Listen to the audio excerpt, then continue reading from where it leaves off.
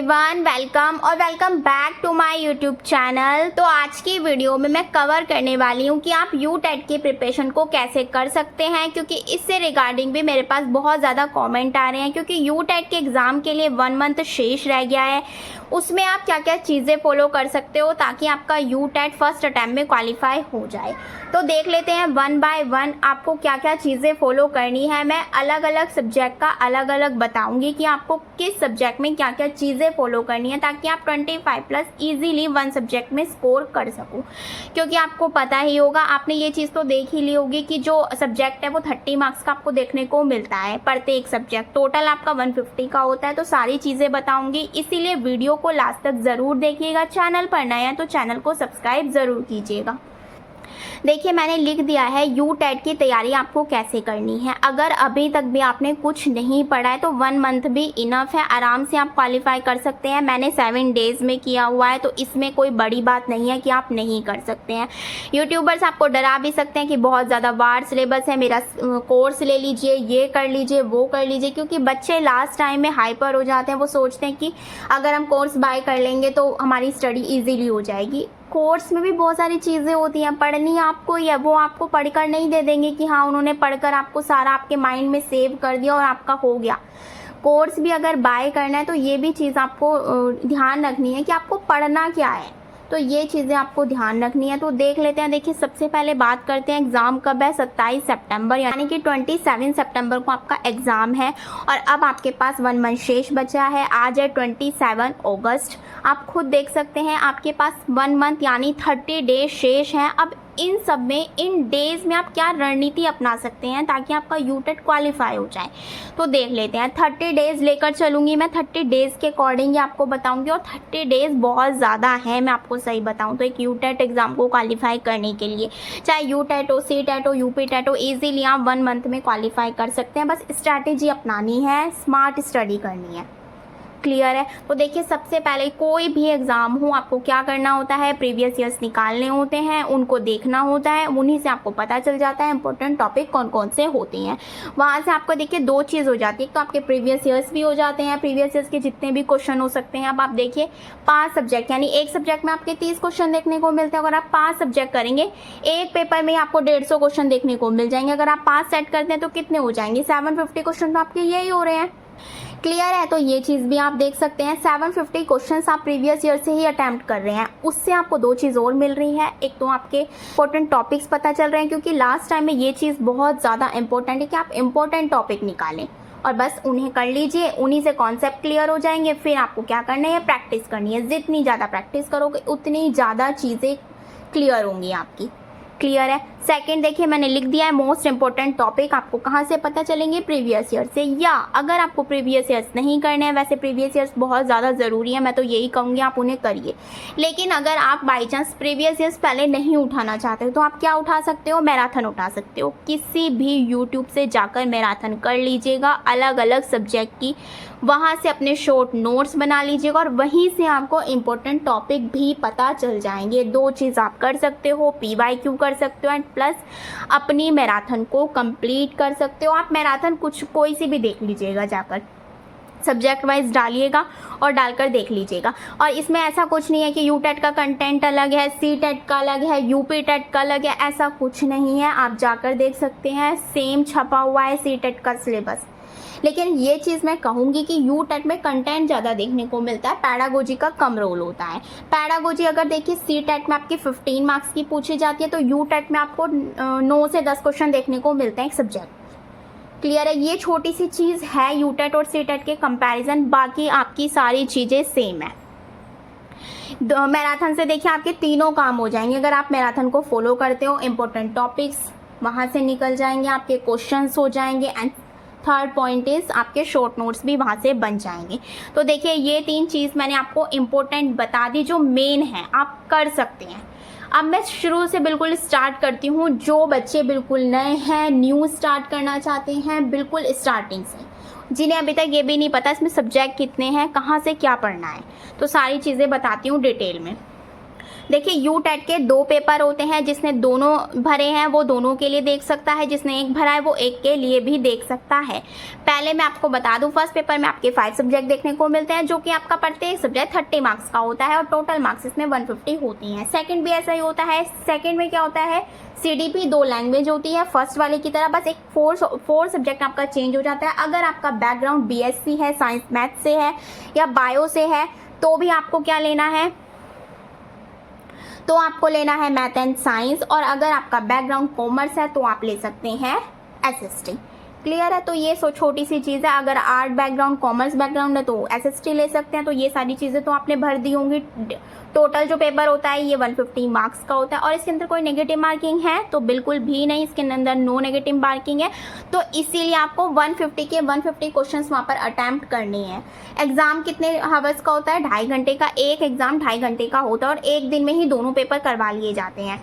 ये भी क्लियर है। इसके अलावा देखिए इसका पासिंग क्राइटेरिया क्या होता है। अगर मैं जनरल वालों की बात करूँ तो उन्हें 60% चाहिए, यानी 150 में से आपको 90 मार्क्स लाने ही होंगे, तभी जाकर आपका ये क्वालिफाई होगा।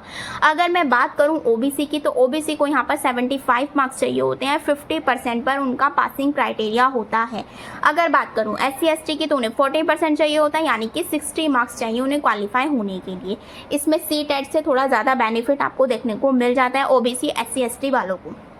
जनरल वालों के लिए तो सेम है। क्लियर है? अब बात करते हैं 1 बाय 1 सब्जेक्ट की, कि कौन से सब्जेक्ट में आपको कौन सा टॉपिक पढ़ना चाहिए जिससे आप एक अच्छा स्कोर गेन कर सकें। एक सब्जेक्ट को अगर आप 3 डेज भी देंगे ना तो इजीली हो जाएगा। आप उसमें अपने शॉर्ट नोट्स भी बना लेंगे, रिवीजन भी कर लेंगे एंड प्रैक्टिस भी कर लेंगे। तो ये चीज़ तो आपको करनी है। 3 डेज मैक्सिमम से मैक्सिमम एक सब्जेक्ट को दे दीजिए, इजी हो जाएगा सारी चीज़ें। अब वो टॉपिक देख लेते हैं कौन कौन से हैं जो आपकी हेल्प करने वाले हैं आपके एग्ज़ाम को क्वालिफाई करने के लिए। देखते हैं 1 बाय 1। एक चीज़ मैं और बता देती हूँ, जो दोनों पेपर देने वाले हैं उसमें 3 सब्जेक्ट कॉमन होते हैं। एक तो CDP कॉमन होता है, language first and language 2, 3 cheese common होती है। तो इसमें आप बहुत अच्छा स्कोर गेन कर सकते हैं। EVS को सबसे बाद में पढ़िएगा, साइंस मैथ को बाद में निकालिएगा, SST को बाद में पढ़िएगा। पहले 3 सब्जेक्ट पर फोकस करना है, क्योंकि ये ऐसे सब्जेक्ट हो जाते हैं जो आपकी दोनों में हेल्प करेंगे। अगर आपने इन पर अच्छे पकड़ बना ली और अच्छे मार्क्स गेन कर लिए तो आपका इजीली हो जाएगा। देखिए अगर आप EVS, साइंस और मैथ में तुक्के भी भेड़ लेंगे, जब अगर आप इन तीनों को अच्छे से कर लेंगे तो ईजिली आपका क्वालिफाई हो जाएगा। अगर आपके इन तीनों में 25 आ जाते हैं तीनों सब्जेक्ट में, तो कितने हो रहे हैं 75, और आपके 2 सब्जेक्ट और बचते हैं जो कि एक 60 मार्क्स का है। अगर 60 में से अगर आप तुक्के मारकर 20 भी ले आए, 20 की बात कर रही हूँ मैं, 20 भी ले आए तो इजीली आपका जो एग्ज़ाम है वो क्वालिफाई हो जाएगा। 75 को 20 कितने होते हैं, 95। क्लियर है? इसीलिए 3 सब्जेक्ट को फोकस कीजिए, बस 3 सब्जेक्ट को। साइंस मैथ में अगर तुक्के भी लगाते हैं तो इजी हो जाएगा। पैडागोजी आपको जिता देगी। इसके अलावा देखिए SST में भी यही है और EVS में भी मैं यही कहूँगी, तुक्के मार जाना कोई प्रॉब्लम नहीं है, बस 3 सब्जेक्ट पर ज़्यादा फोकस कीजिए ताकि आप इसमें 25+ स्कोर कर सकें, क्योंकि 2 लैंग्वेज और एक CDP आराम से आपको 75 का स्कोर गेन करने में मदद कर देगी। और जो SC ST वाले हैं उनके लिए तो बेनिफिट है, क्योंकि उन्हें तो 60 मार्क्स चाहिए। और अगर मैं OBC की बात करूँ तो उन्हें 75 मार्क्स चाहिए। अगर 3 सब्जेक्ट में पकड़ बना ली ना तो इजी हो जाएगा। इसी तरीके से जनरल वाले की 95 तो मैंने आपको कैलकुलेट करके भी दिखा दिया। 3 सब्जेक्ट पर ज़्यादा फोकस कीजिए, मैं उन्हीं पर फोकस करूँगी, उन्हीं को आपको अच्छे से पढ़ाऊँगी ताकि आपका जो यूटेट है वो आराम से निकल जाए। अब देख लेते हैं, सबसे पहले मैंने सब्जेक्ट बताया हिंदी, और मैं ये दोनों पेपर के लिए करूँगी, फर्स्ट के लिए भी सेकेंड के लिए भी। देखिए इसके अंदर आता क्या क्या है पहले ये पता होना चाहिए। इसके अंदर आता है आपका गद्यांश, पद्यांश, ग्रामर, पैडागोजी एंड साहित्य, जिसमें आपको कवि और लेखक देखने को मिल जाते हैं। 4 पार्ट मैंने इसके करे हैं। देखिए फर्स्ट मैंने लिया है गद्यांश पद्यांश, जिससे आपको 9 से 10 क्वेश्चन देखने को मिल जाते हैं। कभी कभी ऐसा होता है एक गद्यांश में 5 क्वेश्चन दे दिए, एक गद्यांश में 4 दे दिए। कभी कभी ऐसा हो जाता है कि एक में 10 दे दिए, दूसरे में भी एक में 5 दे दिए, दूसरे में भी 5 दे दिए, मतलब दोनों का क्राइटेरिया सेम रख दिया, 5 मार्क्स का। 10 भी देखने को मिल जाता है, 9 भी, तो वो चॉइस है। 2024 में 9 देखने को मिले थे, एक में 5 थे, एक में 4 थे। तो ये चीज़ें भी आपको क्लियर करनी है। गद्यांश पद्यांश ऐसी चीज़ होती है जितनी ज़्यादा प्रैक्टिस करोगे उतनी ज़्यादा आपके लिए बेनिफिशियल होगी। इसके अलावा देखिए मैं भी एक चीज़ करने वाली हूँ, मैंने जो 4 टॉपिक आपके लिखे हैं 4 पार्ट में मैंने इसको डिवाइड किया है हिंदी को, तो 4 वीडियो मैं आपके लिए लेके आने वाली हूँ हिंदी के लिए, जो आपका फर्स्ट और सेकेंड में बहुत ज़्यादा हेल्प करने वाली है। 4 टॉपिक को मैं करवाऊंगी। सबसे पहले बताऊंगी गद्यांश पद्यांश को सॉल्व कैसे करते हैं, पैसेज को आपको सॉल्व कैसे करना है ताकि आपके 9 के 9 मार्क्स इजीली कवर हो जाएं। सेकंड इज ग्रामर व्याकरण, मैंने एक मैराथन वीडियो बनाई भी हुई है, जाकर देख सकते हैं, नहीं तो मैं दोबारा लेकर आने वाली हूँ ग्रामर पोर्शन जो आपके लिए हेल्प करेगा यूटेट को क्वालिफाई करने के लिए। थर्ड है आपका भाषा शिक्षण यानी कि शिक्षा शास्त्र पैडागोजी की, रिसेंटली पैडागोजी को कवर किया, कंप्लीट पैडागोजी को कवर किया जो आपके ऑल सब्जेक्ट के लिए हेल्पफुल रहने वाली है। आपको ऊपर वीडियो शो हो रही होगी, इसे जाकर देख लीजिएगा, पैडागोजी का काम इससे हो जाएगा। नेक्स्ट बात करूँ साहित्य लेखक कवि की, इसकी भी मैं एक वीडियो लेकर आ जाऊंगी जिसमें आपको सारे साहित्य कवि लेखक जितने भी हो सकते हैं वो कंप्लीट कवर करवा दूंगी, तो यहाँ से आपका ये कंप्लीट कवर हो जाएगा। तो हिंदी में आप 30 आउट ऑफ 30 भी कर सकते हैं अगर आपने मेरी वो वीडियोज़ देख ली। मैं इस पर वर्क कर रही हूँ, जल्दी ही आपको ये देखने को मिल जाएगी। और 4 दिन दे दीजिएगा आप, हिंदी को इजीली हो जाएगा आपका क्लियर। 5वें दिन आपको क्या करना है, इसका रिवीजन करना है, क्योंकि 3 सब्जेक्ट मैंने आपको कहा है कि ज़्यादा फोकस करने हैं। क्लियर है, तो 4 से 5 दिन आपको एक सब्जेक्ट को देने हैं, इजीली आपका हो जाएगा अगर आप अच्छे से करते हो। क्लियर है। ग्रामर में आपको देखिए क्या क्या देखने को मिल जाता है, वर्णमाला, संधि, अलंकार, जितना भी ग्रामर पोर्शन होता है, पर्यायवाची हो गए, विलोम शब्द हो गए, वाक्य शुद्धि होगी, कारक हो गए, रस हो गए, छंद हो गए, अलंकार हो गए, लेकिन ये मेन टॉपिक है जिनसे क्वेश्चन बना ही बनाए। पैडागोजी 7 to 8 मार्क्स की देखने को मिलती है, और ग्रामर का ऐसा रोल है कि 10 to 12 मार्क्स ओनली ग्रामर के पूछे जाते हैं, जिसके अंदर आपका वर्णमाला देखने को मिल जाता है, संधि, समास, ये सारी चीज़ें। साहित्य लेखक के 3-4 क्वेश्चन देखने को मिलते हैं। अगर आप ये वाला पोर्शन छोड़ भी देते हो ना तब भी 25 इजीली कर लोगे, लेकिन आपको करना है। 1 से 2 क्वेश्चन भी क्यों छोड़े हम, जब आपको चीज़ें मिल रही हैं, और सारी चीज़ें फ्री में दूंगी। ऐसा नहीं है कि पैसे लूँगी किसी चीज़ के, कुछ भी आपको पेड करने की नीड नहीं पड़ेगी। तो ये बात कर दी मैंने हिंदी की, इजीली चीज़ें मैंने आपको बता दी। इसके अलावा भी ये नहीं है कि मैं आपको करवाऊंगी आप तभी करेंगे, आपके लिए ग्रामर की जो मैराथन वीडियो है आपको ऊपर शो रही होगी, जाकर देख लेना। इसमें आपके ग्रामर के ऑल चीज़ें क्लियर हो जाएंगी, जितना भी ग्रामर पोर्शन होता है। भाषा शिक्षण पैडागोजी के लिए मैंने आपको बता दिया, अभी रिसेंटली मैंने वीडियो अपलोड की है पैडागोजी की, जिसमें आपको कंप्लीट पैडागोजी मैंने आपको कवर की है, देख लेना, जाकर काम हो जाएगा। वो भी चीज़ें इसी के लिए बनाई गई हैं। क्लियर है। तो कुछ चीज़ें ऐसी होती हैं कॉमन होती है, जैसे टेट की बात करूँ, यूपी टेट, यू टेट, कोई सा भी टेट की बात करूँ तो कॉमन होती हैं कुछ चीज़ें, तो आपकी हर टेट में हेल्प करती हैं। क्लियर है। और ये सारी चीज़ें करने के बाद आप PYQ ज़रूर लगाइएगा, जितनी ज़्यादा प्रैक्टिस कर सकते हैं प्रैक्टिस ज़रूर कीजिएगा, क्योंकि प्रैक्टिस करना भी एक की होती है जो आपकी एग्ज़ाम को क्वालिफाई करने में आपकी हेल्प करती है। सेकेंड बात करते हैं हम CDP सब्जेक्ट की, जो भी आपका दोनों पेपर में पूछा जाता है।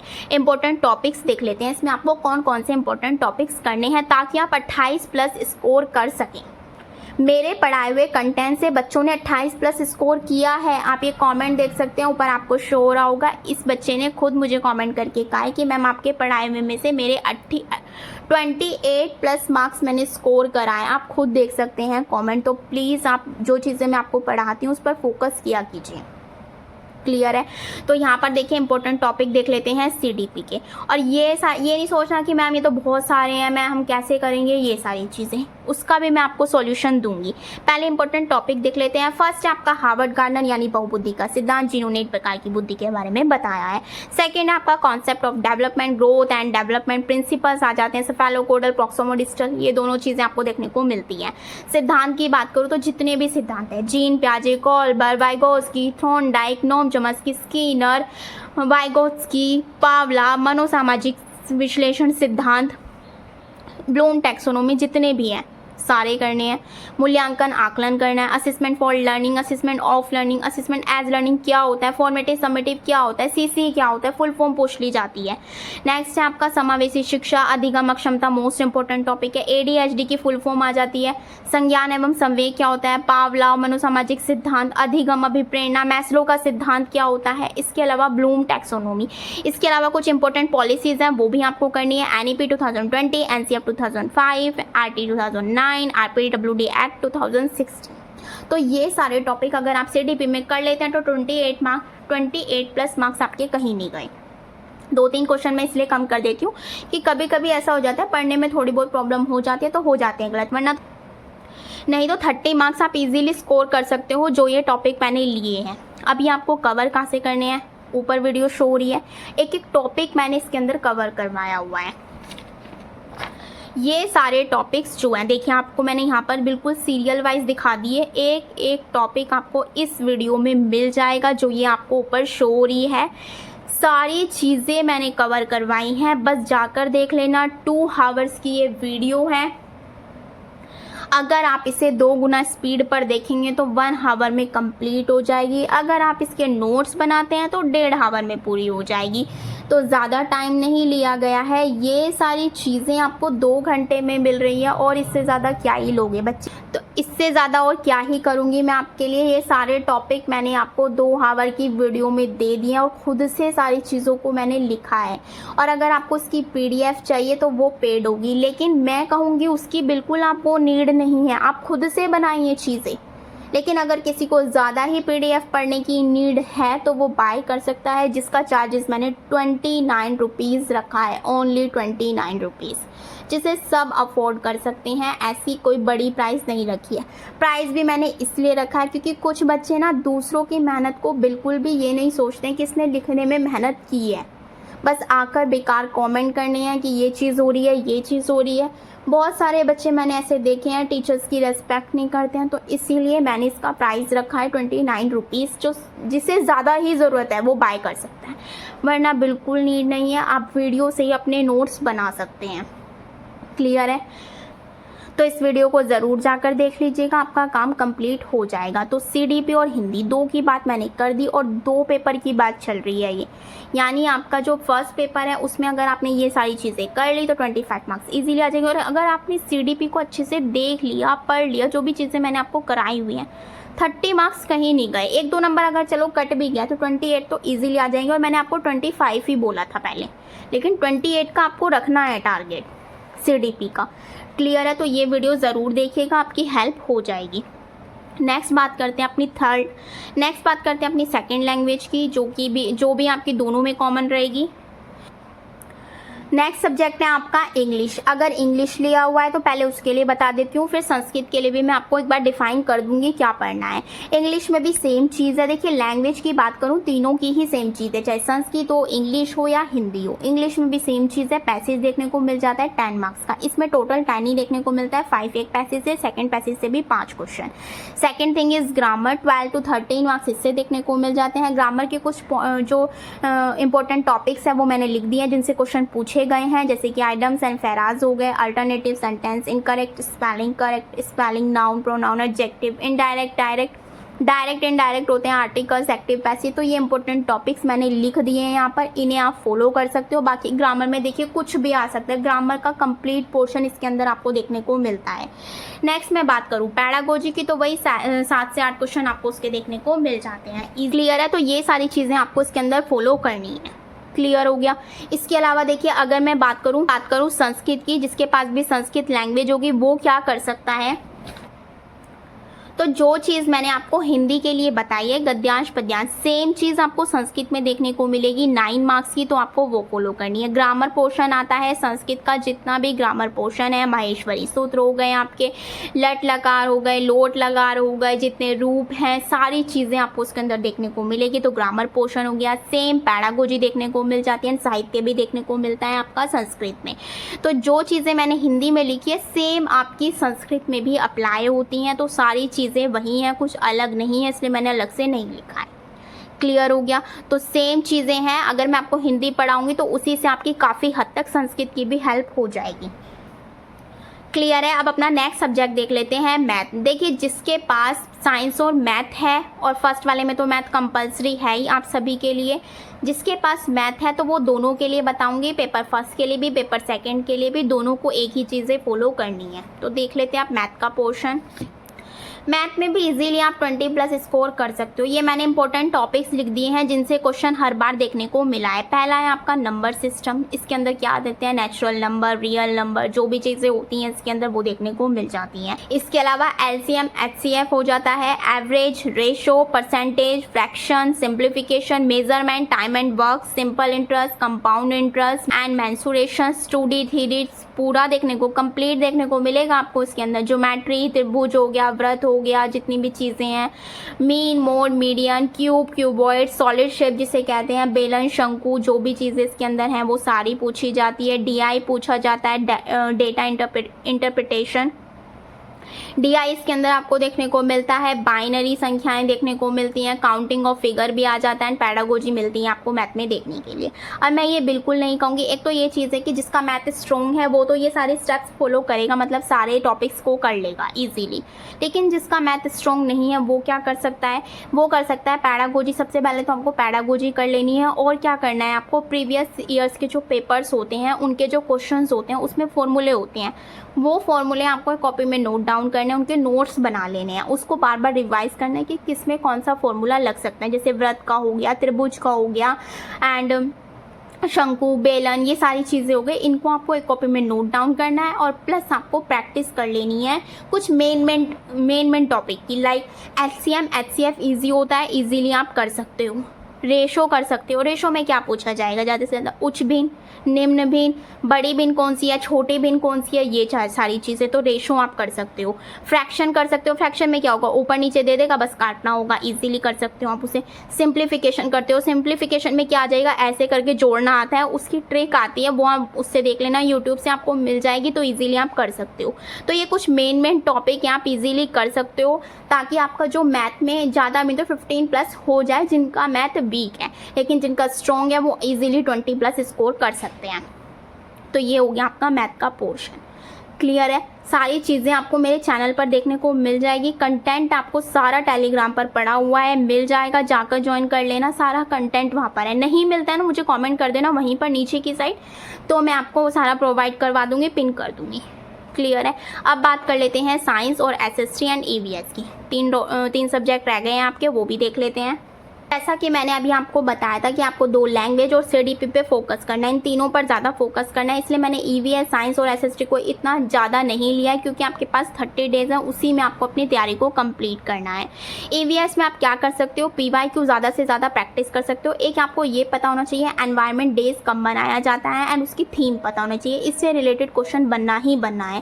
पैडागोजी कर लेना, जो कि आपकी 7 से 8 मार्क्स की आपको देखने को मिल जाएगी। थीम ज़रूर करिएगा, जैसे परिवार हो गया, जितनी भी थीम है, 6 थीम होती हैं, इजीली आप उनको कवर कर सकते हो। इसका भी ईवीएस का सारा कंटेंट मैं अपने टेलीग्राम पर डाल दूंगी, वहाँ से जाकर आप पढ़ सकते हो। क्लियर है। इसकी भी मैं एक मैराथन डाल दूंगी ताकि आपको इजी हो जाए। पैडागोजी का पोर्शन भी आपको करना है, 7 से 8 मार्क्स तो आपके पैडागोजी के ही आ जाते हैं। और पैडागोजी के लिए ना बस एक वीडियो फॉलो करनी है, जो मैंने अभी रिसेंटली डाली है, कंप्लीट पैडागोजी इन 1 वीडियो, जाकर देख लेना, हो जाएगा काम। साइंस की अगर बात करूँ, पीवाईक्यू प्रैक्टिस कर लीजिएगा, एनसीईआरटी 6, 7, 8 में जो पीछे की साइड क्वेश्चन आंसर दिए होते हैं उनको जाकर कर लीजिएगा, वहाँ से आपको 20+ क्वेश्चन इजीली देखने को मिल जाएंगे। प्लस इसमें पैडागोजी होती है। पैडागोजी के लिए मैंने सीटेट के लिए एक डाली हुई है, बहुत शॉर्ट वे में है, उसे जाकर देख लेना, आपका यहाँ से पैडागोजी का भी काम हो जाएगा। नेक्स्ट आपका एसएसटी में आपको पीवाईक्यू की प्रैक्टिस करनी है, प्लस 6, 7, 8 के एनसीईआरटी को कवर करना है। इसके अलावा आपको पैडागोजी का पोर्शन करना है। इसके अंदर पैडागोजी का पोर्शन 20+ देखने को मिलेगा, क्योंकि ये अकेली एसएसटी 60 मार्क्स की आती है। साइंस में तो मैथ का पोर्शन आ जाता है, तो उसमें और इसमें दोनों में कंबाइन होता है, तो 30-30 मार्क्स के आगे तो पैडागोजी का पोर्शन देखने को मिलेगा। 7-8 क्वेश्चन एक सब्जेक्ट के होते हैं। क्लियर है। पैडागोजी को भी कवर कर लोगे इजीली, यहाँ से मार्क्स इजीली हो जाएंगे। अब आप देख सकते हैं कितना स्कोर मैंने आपको बता दिया। मैंने आपको बताया अगर आप 25+ 3 सब्जेक्ट में कर लेते हो, मतलब कि 2 लैंग्वेज हो गई आपकी और एक आपका हो गया सीडीपी में तो बल्कि 28+ रखना है, पर मैं मैक्सिमम आपका 25 लेके चल रही हूँ, तो यहाँ से आपके 75 मार्क्स तो इजीली हो जाएंगे। अब आपके देखिए 3 सब्जेक्ट हो गए। फर्स्ट की अगर मैं बात करूँ तो ईवीएस और मैथ, जिसका मैथ वीक भी है ना, वो भी इजीली 15 नंबर तो ईजीली ला सकता है। ईवीएस की बात करूँ तो ईवीएस में भी मैं 15 मान रही हूँ, ज़्यादा नहीं मान रही हूँ, तो ईजीली आप कितना स्कोर कर सकते हैं आप खुद देख सकते हैं। 105 मार्क्स हो रहे हैं, और इतना भी मत मानो, आप 100 ही मान लो। क्लियर तो हो गया आपका एग्जाम। तो ये सारी चीज़ें आपको फॉलो करनी है लास्ट टाइम में। ये नहीं है सारी चीज़ें उठा के बैठ जानी है, सिलेबस लेकर बैठ जाना है, नहीं, जो चीज़ें मैं बता रही हूँ वही करनी है। सेकंड पेपर की देखिए अगर मैं बात करूँ तो 3 तो मैंने बता दिया, यानी 75 मार्क्स तो आपके ये ईजिली हो जाएंगे। अगर जो साइंस मैथ वाले बच्चे हैं, देखिए अगर मैथ स्ट्रॉन्ग, जिसके पास साइंस और मैथ होगा उसका मैथ तो स्ट्रॉन्ग होगा ही होगा, यानी 60 में से अगर आप 30 भी कर रहे हैं, मैं ओनली 30 ही लेके चल रही हूँ। मैथ वाले बच्चे अगर 30 मार्क्स भी ला रहे हैं 60 में से हैं ये, तो इजीली आपका क्वालिफाई हो जाएगा। इसमें भी 105 मार्क्स बन रहे हैं। सेम एसएसटी के लिए भी मैं यही कहूँगी, 30 भी मत लाओ, आप 25 ही ले आओ एसएसटी में, तो भी आपका जो एग्ज़ाम है वो क्वालिफाई हो रहा है। 100 मार्क्स तो आपके फिर भी आ रहे हैं। मैंने जबकि 3 सब्जेक्ट पे फोकस करने के लिए कहा है, आपको 3 पर नहीं कहा है। ईवीएस पे नहीं कहा है, मैथ पर नहीं कहा है, साइंस पे नहीं कहा है, एंड एसएसटी जिसका पोर्शन है एसएसटी उसे भी नहीं कहा है। 3 पर फोकस करिए। बाकी में अगर आप तुक्के भी लगाएंगे ना 30 में से 10 तो सही होंगे, ईजीली आ जाएंगे 10 सही। क्लियर है? तो ये सारी चीज़ें आप फॉलो कर सकते हो। इजीली आपका यूटेट फर्स्ट अटैम्प्ट में क्वालिफाई हो जाएगा। जो जो चीज़ें मैंने आपको बताई हैं उसके लिंक आपको मैं डिस्क्रिप्शन में दे दूँगी, ताकि आपको ढूंढने में भी परेशानी ना हो। ये सारी चीज़ें आप फॉलो कर सकते हैं और इजीली अपने यूटेट को फर्स्ट अटैम्प्ट में निकाल सकते हैं। अगर आपका यूटेट से रिगार्डिंग कोई भी डाउट होता है तो आप मुझे कमेंट कर सकते हैं, मैं उसका रिप्लाई ज़रूर दूंगी। कुछ भी डाउट है या कुछ भी आपको सब्जेक्ट का कोई कंटेंट चाहिए हो वो भी मुझे बता सकते हैं। आप कमेंट कर देना, मैं ज़रूर उसको प्रोवाइड करवा दूंगी आपकी, ताकि आपकी उससे हेल्प हो जाए। और ज़्यादातर कंटेंट टेलीग्राम पर अवेलेबल है, ज्वाइन कर लीजिएगा। टेलीग्राम पर सारी चीज़ें अवेलेबल है, वहाँ पर आपको सारा कंटेंट मिल जाएगा। यूटेट का, सीटेट का, यूपीटेट का ऑल कंटेंट वहाँ पर प्रोवाइड किया गया है, तो जाकर देख सकते हैं आप। आई होप वीडियो आपके लिए हेल्पफुल रही हो, तो प्लीज़ वीडियो को ज़्यादा से ज़्यादा अपने फ्रेंड्स के साथ शेयर कीजिए, लाइक कीजिए, कॉमेंट कीजिए। Thank you.